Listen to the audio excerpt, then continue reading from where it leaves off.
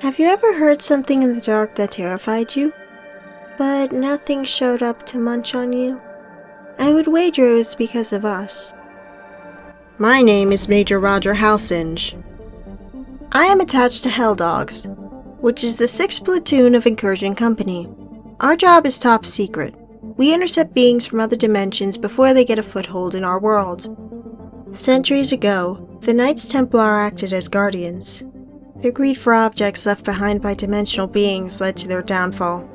They tried using them in a dark war that for eons was waged in secret. But this dark power destroyed them from the inside. Today, Incursion's mission, although similar to the Templars, is much more managed. Eggheads control all these sites, and the relics are studied and locked away. Now that you have some history, let me tell you about the time the world almost ended. The mission started simply enough. Command rolled us out to a possible incursion based on reports from Leos and civilians' panic calls to 911. Major Halsinge, gather your team. Agent Oliver read from papers on his desk. Alpha are the operators for this mission. Travel to Bryson City, North Carolina, and find the interloper before it corrupts civilians, or, worse, opens a gateway to let more in. Yes, sir. We will get there as fast as we can. I walked out of his mahogany-paneled office into our barracks. Johnson! I saw doubt flicker across his face, but then solidified into the courage I knew he had. Sir! Zeon Johnson was new to the team, having just transferred from regular infantry. I arranged his transfer after a classified entity slaughtered his team. His commander and himself had survived. Family was always on his mind, but he knew how to get the job done. He had been on a few missions with us, and it showed me he will make a great operator. Mayfield. The unit was all standing now, waiting to see who would go with Vampire Hunter, their nickname for me. Yes, sir! Alicia Mayfield had deployed with me for many years. She was the best heavy weapons technician we had in the unit. Makar! As usual, Perrin was deep in code for a new project he would invariably use to help us out. Sir! He was our systems engineer, excellent with programming and data retrieval. More than once he had hacked strange systems that intruders had brought from other dimensions. The bonus was that he was an excellent sharpshooter. Reynolds! That man was incorrigible.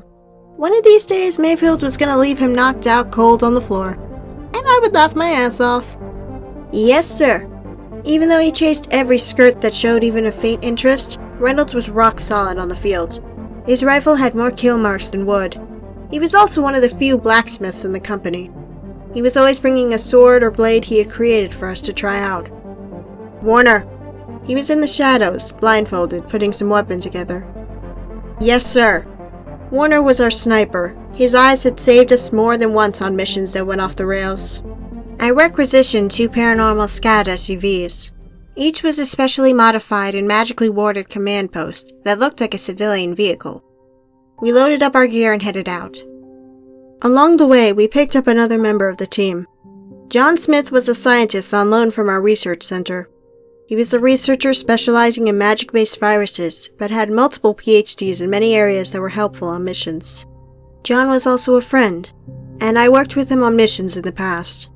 He was also one of a handful of real wizards left in the modern world. I knew he wasn't afraid to get his hands dirty if the situation called for it. We headed out from Camp Lejeune on I-40 at 4 in the morning. Running emergency lights, we went as fast as the souped-up SUVs could go. Johnson broke the silence first. Agent, do you know what we are up against? I could sense his nervousness, and I had to quell that noise fast before it infected the rest of the team. We will know when we get there. I looked over at him, scowling. He had been with us enough to know we never knew what we were facing. Johnson, tighten up your game. This is what we are here for. We go in to find out what is going bump in the night, so innocents aren't carted off to God knows where. Yes, sir. Sorry, sir. Just making conversation. He slumped in his seat and looked dejectedly out the window. Listen, these missions are killer on the nerves. I get that. Not knowing what you are going to find is hard. I watched him straighten up as he considered what I was saying. You have a family to look after, but in this job, you must keep your head screwed on straight. Every time we go outside the wire, we might die. If we fuck up, there is the possibility millions will die.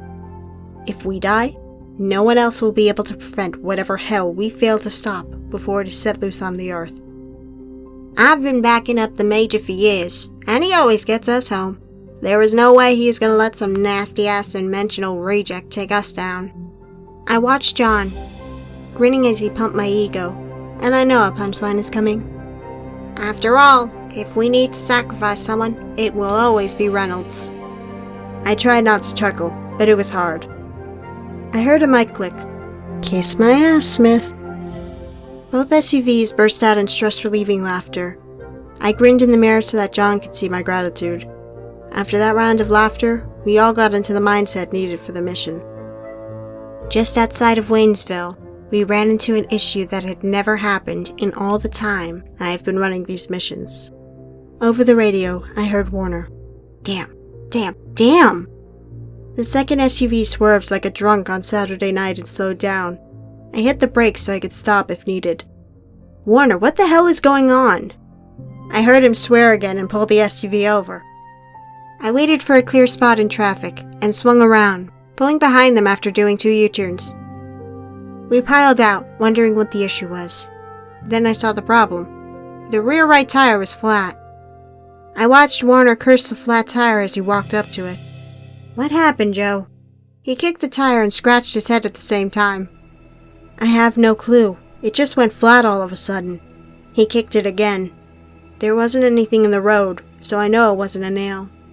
Okay, guys, unload and get the spare. The team formed a line behind the SUV's trunk. We pulled gear out of the back to get to the spare, so we could limp over to a tire shop, when we realized the SUV didn't have a spare. Why would the motor pool put a tactical vehicle in service without a spare? Mayfield was the one at the beginning of the line, unloading the vehicle, and was staring dumbfounded at the hole where a tire should have been. No idea. I joined her, staring at the hole. Sir! Carl and John were unloading the other SUV. We're batting 1,000 on how screwed up a trip can be. Don't tell me. No spare in the other SUV. I looked over at them. Sorry, sir, I wish there was. My car looked around the side of the trunk at me, grimacing, and started putting everything back in. As we spent unproductive time reloading the SUVs, Joe looked over the tire. Hey, Major, I think we can just air up this bastard. I walked over to him, thinking he had lost his mind. How is that possible? I asked. While you guys were unloading, I looked this tire over, and I couldn't find anything stuck in it. I don't know what happened, but if there is a hole in this tire, I will eat some Willie Pete. Over there is a farm. Johnson points to a set of long chicken coop-looking buildings nearby. Some farmers have tire repair kits and water tubs to check their tires. Maybe they will let some servicemen use their tools? I was doubtful some farm in the middle of nowhere would have what we needed, but it was the best idea we had. I was worried about breaking protocol by showing ourselves to civvies, but we had no time to call for vehicle services. Besides, calling them would make our mission into a show, so I was willing to try the farm. We had to get that tire fixed, so we could get moving again and stop what was lurking around Bryson City. Johnson, Warner, and I will take the tire to the farm, and hope we can get them to give us a hand. Warner pulled the tire off the car. While we are gone, you guys strap on your pistols and keep eyeballs on everything. There's something strange, and I don't want us taken by surprise. Rah! The guys acknowledged the order. We loaded the tire up in the good vehicle, and headed to the farm in the distance. As close as the buildings looked from our breakdown, it was 2 miles down the interstate to the next exit, and then we had to determine from GPS where the entrance to the farm was. It took us about 30 minutes to finally pull into the farm. The sign at the entrance proclaimed this was the McDonald's turkey farm. Where is old MacDonald on the farm? Johnson's joke provoked a snicker from Warner and a chuckle from me. Coming from the house was a young man who did not look like old MacDonald. I pulled up and we piled out of the SUV. Hello, sir. We wonder if you might help us? He looked us over like we were from outer space, and he didn't know whether to shoot or invite us in for coffee. Our tire from our other vehicle has gone flat, and Johnson here says that sometimes large farms like yours have facilities on site to fix tires. That provoked a snicker from the farmer. I wasn't certain why, but the thought of us with a flat tire seemed to tickle his funny bone. Sorry, fella, not being rude. I get more people around here like you than you might think. Let me guess, you came out I-74 and the tire went down fast like a blowout, but no hole? He turned toward where the interstate could be heard. Oh, and your other vehicle is on the side of the interstate right near my southern turkey houses, right? Yes, sir. How did you know?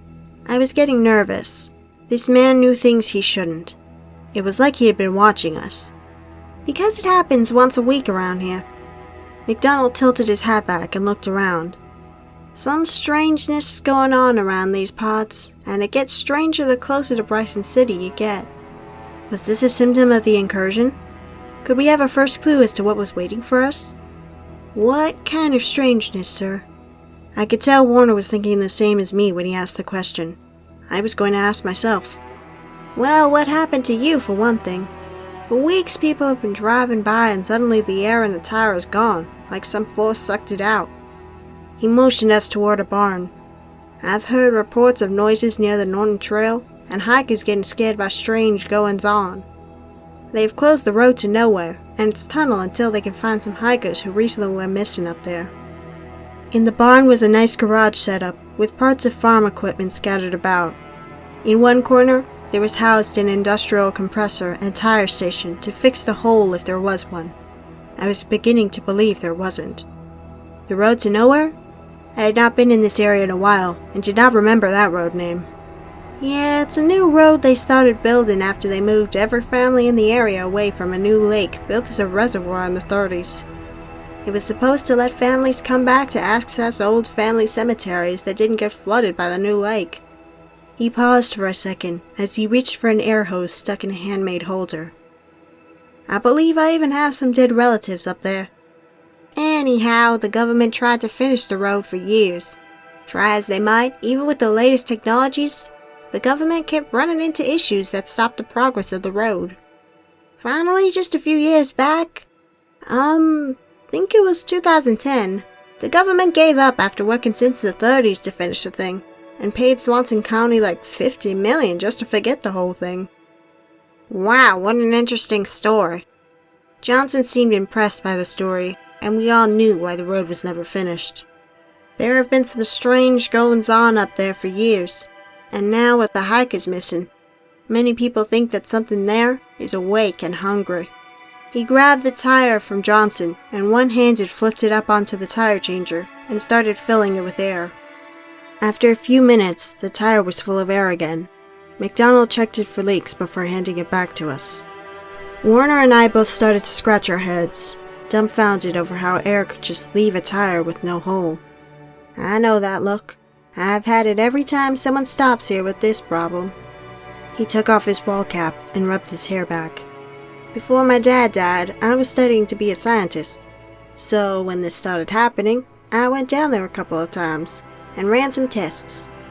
After a couple of experiments, I hypothesized that whatever is happening is a random occurrence, or if not, is on a very chaotic timer. The 2 times it worked for me, the object I was holding just lost air.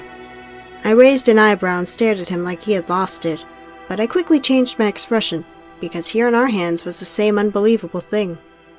So, what do you think is causing this? I watched the farmer tinker with something on a bench nearby. If I had to guess, I would say it is some sort of hole or pinprick in our dimension. Anything rubber passing through is robbed of air. Only rubber, he said. You mean tires? I was intrigued by how smart this simple turkey farmer was about paranormal activity. Anything rubber with air in it, like a basketball. He points to a deflated one on a hook. I stopped testing. Neighbors were questioning my sanity. He looked embarrassed. I want to thank you, Mr. McDonald, for your time and info. I held out my hand and he grabbed it with a firm farmer's grip and shook it. We have to go.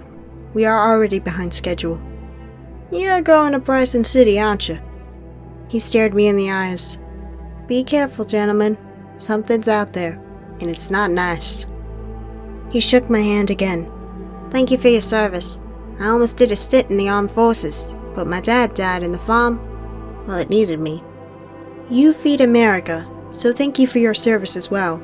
Turkey is one of my favorite foods. Johnson and Warner also shook the farmer's hand. We piled into the SUV and headed back to the team. As we drove out of the farmer's dirt driveway, something darted across the road, moving incredibly fast. What the hell was that? Warner slammed the brakes, but whatever it was gone. A loose turkey. Having no time to worry about it, we hightailed it out the rest of the driveway and back to the tireless SUV. After we got the tire back on, we raced toward our destination again. I noted the GPS coordinates for our science division and hoped we'd survive long enough for them to receive the info. We made it to Bryson City, 2 hours late, and our first stop was the local police station to get any reports about weird goings-on in the area. We have the group of hikers missing up on the trail, and we have a search and rescue crew up there, but they are late calling in. Officer Sunglasses hadn't a clue what was happening in his town. I figure they are in one of the areas where cells don't work. Have you had any other strange cases? I carefully phrased my question so as to not arouse his suspicion of our being here. Maybe some joggers? More than usual, disappearing or turning up dead? Now that you mention it, we have some cases of people going missing under mysterious circumstances. He reached into a pile of folders and handed me a file labeled Rogers. We lumped them all in that folder. Rogers was the first that disappeared while walking in his neighborhood. He wasn't the last either. I assume you have also had an uptick in dead or missing pets? Yes, we have had many pets go missing or show up mutilated lately. Officer Sunglasses removed the shiny spectacles and looked me square in the eyes. Why are military police interested in civilian cases anyhow? I'm sorry I can't say more, but be sure that your cooperation has been invaluable, and I will be sure to tell Command just how useful your assets were to our mission, I told him. We set off to what we felt was the center of the incursion, Nolan Creek Trail. Since the locals had been kind enough to close off the area, we saw no one. We drove through the tunnel and set up camp on the old original road on the other side. Johnson, set up motion detectors around camp about 100 yards out, and we will link the AI stationary gun systems to them. Johnson grabbed the box of detectors and headed out to circle the camp's perimeter, and attach the Gadget Guy's fancy detectors to trees around our base of operations. Each one had a motion detector, high-definition video camera, and other multi-spectrum detectors like ultraviolet and infrared. This data would be fed back to us at camp to our tablets and mobile command stations. A flea could fart near one of these, and we would know about it. We worked quickly to set up the camp, as dark was approaching. I'll set up the guns and some other surprises, Major. Warner had one of the 3 two-man ATVs we rented, loaded with autoguns, a special unmanned sentry gun, ammo, and old-fashioned exploding rattle traps if anything got past our sensors. Be careful, Warner. This thing might not be nocturnal. I realized I didn't warn Johnson to do the same, and keyed my comms. Johnson, keep your head on a swivel. This thing seems to attack any time of the day, so we can't count on it being a nocturnal entity.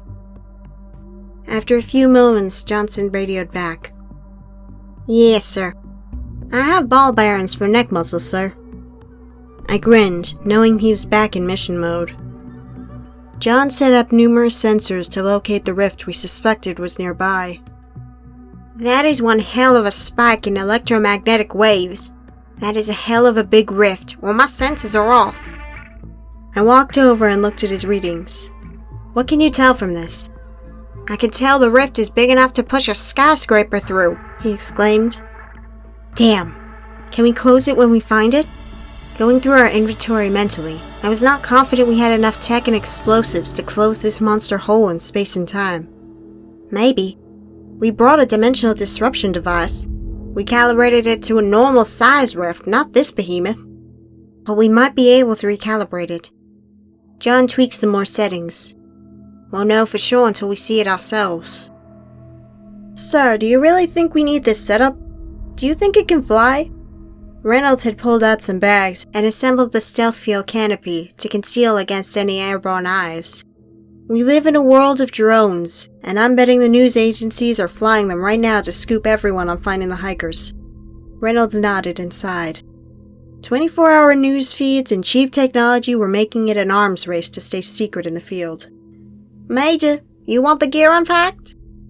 Mayfield was standing at the back of one of the SUVs. Yeah, let me give you a hand. I got nothing else to do right now, so might as well play pack mule. She grinned, and I was reminded that she was beautiful, which made me uncomfortable. I started to unload the other SUV to take my mind off that dangerous line of thought.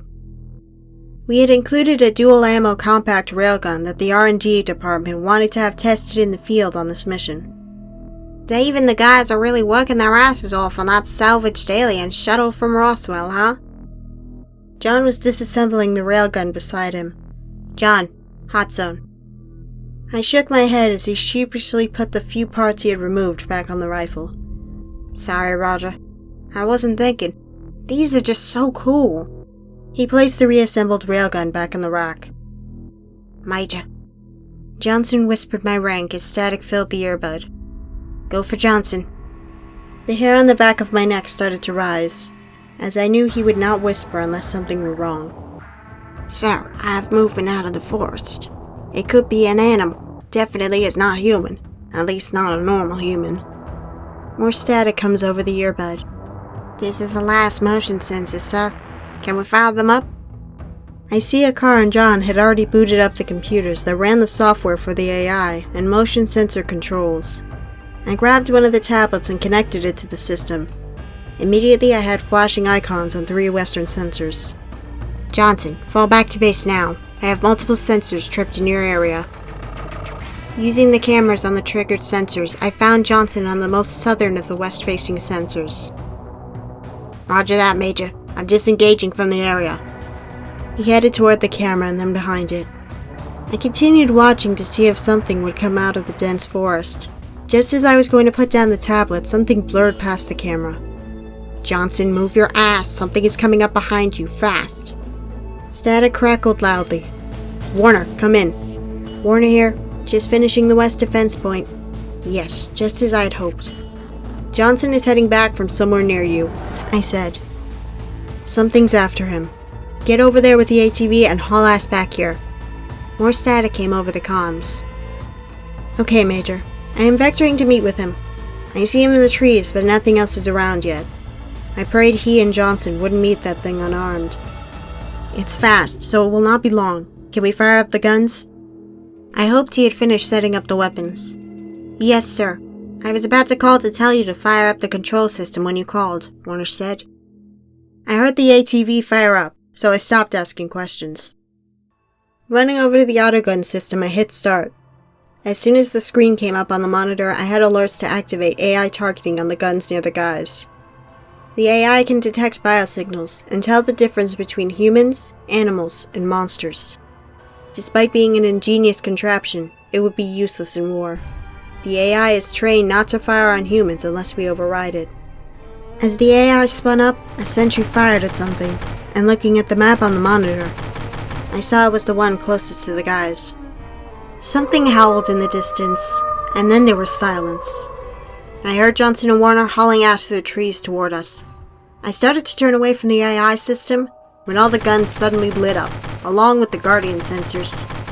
The forest lit up like a giant fireworks show. Trees fell from the massive bullets blasting through them, trying to kill a bunch of somethings out in the forest. What the hell was that, Major?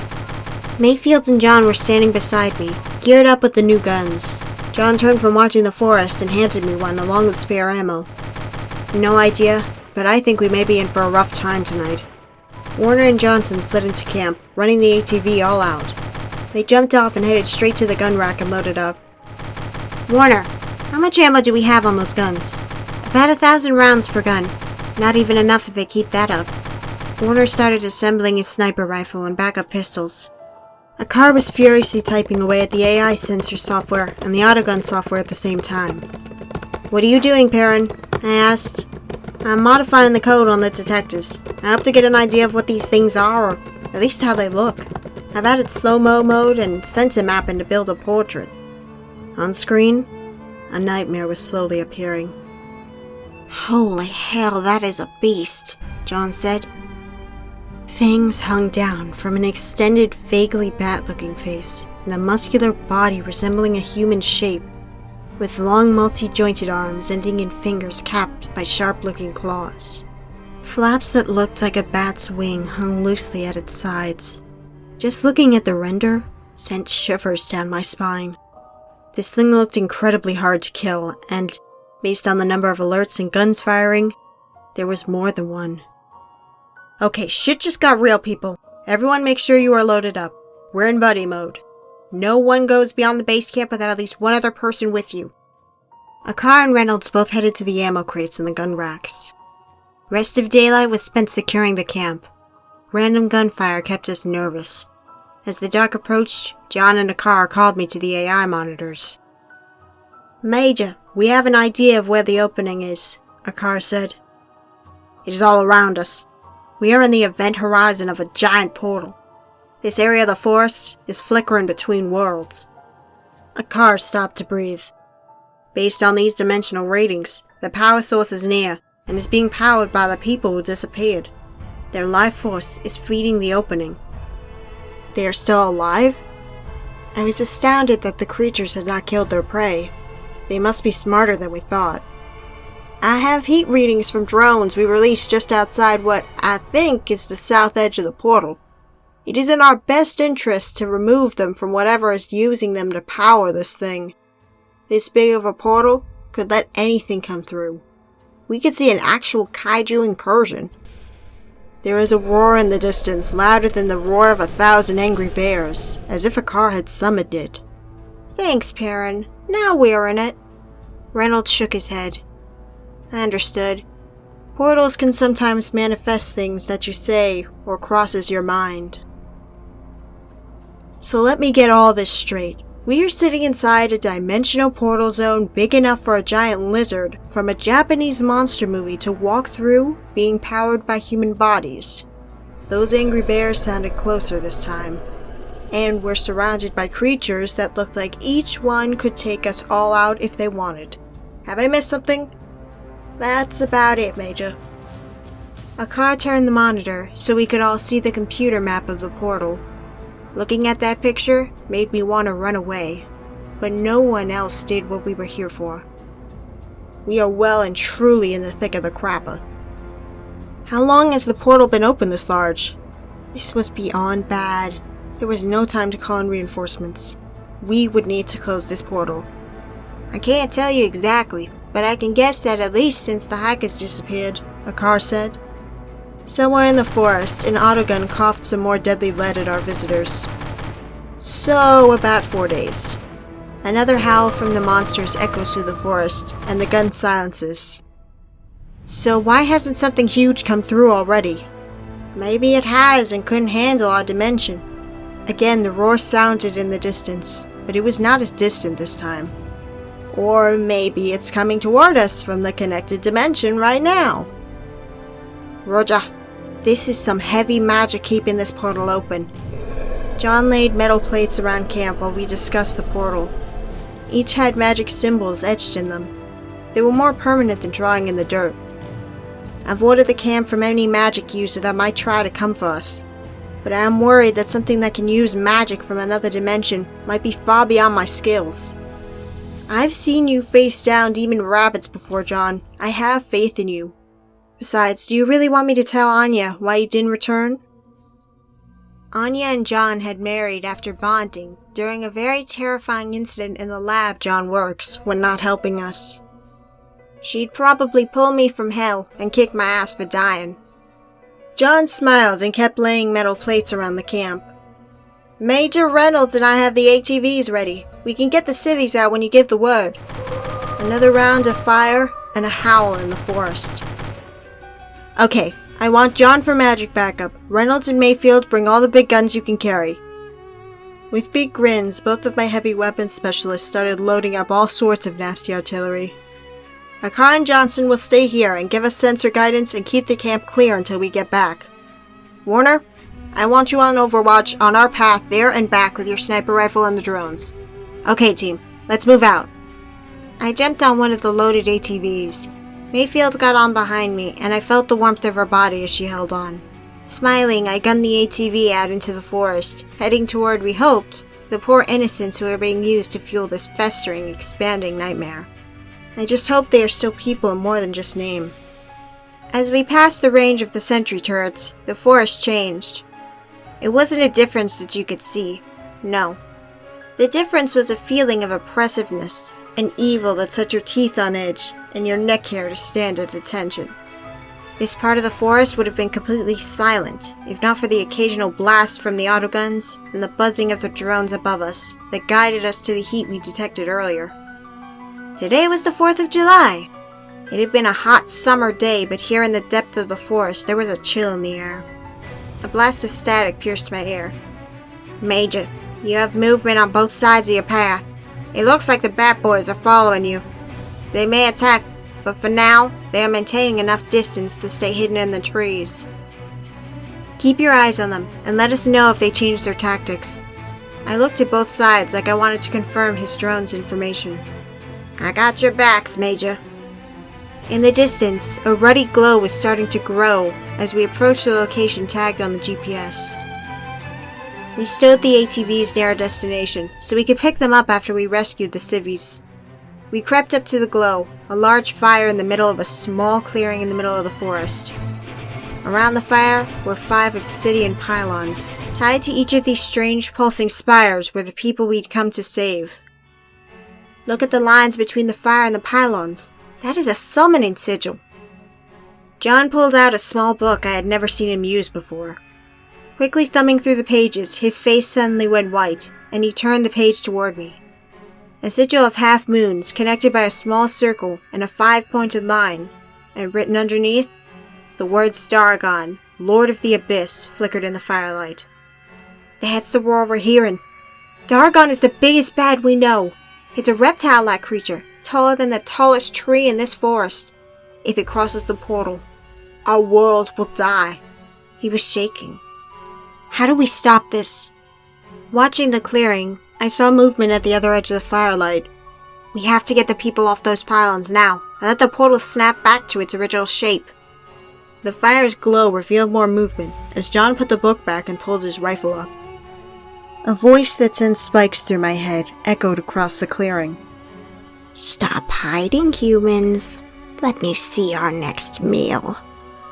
Mayfield stops breathing for a second and hisses under her breath. "And the hits keep coming." Beside the fire was a vampire. Evil rolled off it like waves crashing against a beach. Our luck today was shit. To find a vampire of all things in the middle of nowhere was a 1 in a million occurrence. See, real vampires are not what the movies show them to be. They don't sparkle, and they do not dress like Victorian counts or fear garlic. They are demons from another dimension that have been using it as a feeding ground for millennia. Not only that, but they are hard to kill with normal weapons. Thanks to science, we have the weapons needed to take it out in any normal situation. But this was not normal. Standing with the creatures were the Bat Boys, as Warner called them. Nobody had ever seen these things before. We had no idea how resilient they were to even our enhanced weapons. "Okay, team, spread out. Maintain fire discipline and let's end this mess." I stood, and the team who had all been squatting or hiding behind trees fell in a line around me. We opened up on the creature and its minions, hoping to win this battle by the sheer amount of ammo and ferocity. Mayfield fired her modern version of a Gatling gun, slinging bullets inscribed with runes that hopefully would hurt this evil bastard and its brood. The vamp jumped toward us as the bat-like creatures moved like blurs and tried to surround us. Amidst this madness, the ground started to quake, as something huge could be felt walking toward the portal. "Major, on your 6!" Mayfield blasted a Bat Boy as I dove under the stream of sanctified lead. I turned and fired my railgun into the face of Mr. Vampire, who was trying to gnaw on Reynolds, who was having an issue getting his triple-barreled shotgun to load the silver-lace slug shells. "Infernus, Aura!" John switched between firing shots of exploding rounds and blasting the monsters with balls of fire conjured from ancient words. One of the creatures tackled me. We both hit the ground as it tried slashing me with its claws. My body armor got the brunt of the damage, but it cut me deep in a couple of places. As we rolled, I lost my rifle, but managed to get my .45 out of its holster and blasted the beast in the head. The vampire turned his attention to me, and blurred as he moved unbelievably fast. On the run, he grabbed me in his crazy strong arms and pushed me into a pylon. The feel of 1,000 snakes started to curl around me, but they recoiled as they touched the holy water and silver-infused material of my uniform. The boss vamp was already back in the battle, trying to grab the others to attach them to the pylons. I stood up from where I had slid down the pole and turned my attention to the woman still attached. I pulled out my silver-laced knife and ran it down behind the person, held by the obsidian material. As I worked, smoke and little blasts of electrical arcs followed the knife down the pylon. Eventually, the woman who was connected fell away unharmed. Ugh! She crumbled to the ground unmoving. After checking for a pulse, I moved on to the next victim. I took advantage of the master vamp being battle blind, and worked quickly to get the others off the life-sucking poles. The ground rolling around did not make it easy to get to the last person, and the vampire had now realized something was wrong with his magic gate remote. Someone had gotten a good lick in. No longer moving as fast as before, he was still faster than a normal, fit human, and was on me before I knew it hit me. Oomph! I gasped from the impact of his dense body, and subsequent contact with a tree. My head was spinning from a possible concussion, and the bastard was slowly walking up to me, laughing as it reared back its claws to carve me up like one of McDonald's turkeys. Hey, ugly! John was behind the dimension-hopping demon, and as it turned toward his voice, he unloaded a shell from one of the 3-barrel shotguns he'd acquired. As the ammo blasted out of the barrel, I saw he'd laced it with a spell of fire, so when the slug hit the vampire, it boiled away to nothing. He helped me up from my inglorious position, and we released the last hiker from the pylon.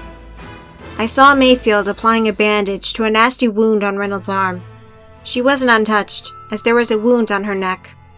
I saw she had applied a silver and holy water patch to prevent the vampire virus from replicating in her body. The fire in the center of the sigil burned brighter and brighter, and I heard a car over the comms. Major, I don't know what you did, but the portal is shrinking. Joyful celebration started, but I knew a butt was coming because the ground was still shaking, and the night was punctuated by louder, angry roaring. That's great, Akar, so why do I still feel the earth tearing itself apart? I was having a hard time standing. The ground was shaking so hard. Something on the other side is ripping the portal to shreds as it tries to come through. The fire was now bright as daylight, and the heat rolled off it beyond what a normal wood-burning fire could produce. Yep, there was the butt I was waiting for, and we were about to get the whole ass end of a ton of trouble. Roger, this isn't good. Dargon is ripping the veil between worlds apart to get here. We must stop it, or the world will die screaming. John was pale, and I could tell he was beyond terrified. It'll be okay, John. Get a grip. We need you. I grabbed him and shook him. He looked at me for a second, and I could see his brain kicking back into gear as he realized what needed to be done. Okay, I'm alright now. Help me get these pylons out of here. They must still be pumping energy to the other side, or Dargon wouldn't be trying to come through. John felt around the base, frowning. They're planted deep. That vampire really knew his magic preparation. Great, so the evil vampire was good at evil magic. Hurrah! But I'm betting you're better at good magic. The ground was starting to crack, and it felt like we were out of time. C4! Do we have any C4? John yelled. Mayfield started smiling like the Cheshire Cat as she started pulling blocks of plastic out of her pack. Leave it to you to bring the boom, Reynolds laughed, shaking his head till a coughing fit had him sucking wind. I will never pass up the chance to make some fireworks. Tossing some bricks to me, we started wiring the obsidian material from the top down, hoping that whatever this stuff was, it would explode. Soon, we had most of the 5 black spires wired, but the evil behind this would not let us work in peace. The bat creatures started to appear around us, making us stop and clear them so we wouldn't get overwhelmed. On your left, Major! Bullets ripped by me to strike a beast approaching me. Reynolds stood in the middle of the sigil, as close as he dared to the still sun-hot fire. He was trying to keep the monsters off us as we wired the explosives. As each of us finished, we ran back to the detonator so that we could shut this thing down. Major, give me the wire. It's the last one. Another creature dropped from the portal above us. I did a drop and roll to keep it from cutting me in half as the wire sailed to Mayfield. As I came up in a crouch, I fired the last round of my .45 between its bloodshot eyes. It crumpled as I heard a sound like a skyscraper exploding on our heads. Just outside the clearing, a giant dinosaur foot smashed 100-foot-tall pines flat. Mayfield, now would be an excellent time to blow those damn pylons! On cue, I hear the whine of the detonator. Fire in the hole! She yelled with a giggle in her voice. All 5 otherworldly generators exploded from top to bottom, destroying them. The foot lifted back into the portal, and a gravelly growl emanated from the sky. We saw the face of pure reptilian evil staring down at us from the heavens. You have stopped me this time, humans, but I will return and lay waste to your shithole of a dimension. His voice reverberated off the mountains, and our ears bled from the pressure of his voice. The visage faded as the portal snapped back to the size it used to be. We watched the blinking lights of one of Warner's drones as it flew into the portal to deliver one more human-made indignation to the Lord of the Abyss. The flash of the magically enhanced explosive lit up the night, and fireworks bloomed above us, as if celebrating the American holiday with us. The portal was permanently closed, and if that oversized lizard wanted back into our world, it wouldn't be from here. We stayed around for a few more hours, tending to our wounds and cleaning up the area. To this day, no civilians would have suspected the end of the world nearly happened right here, near the road to nowhere on the 4th of July.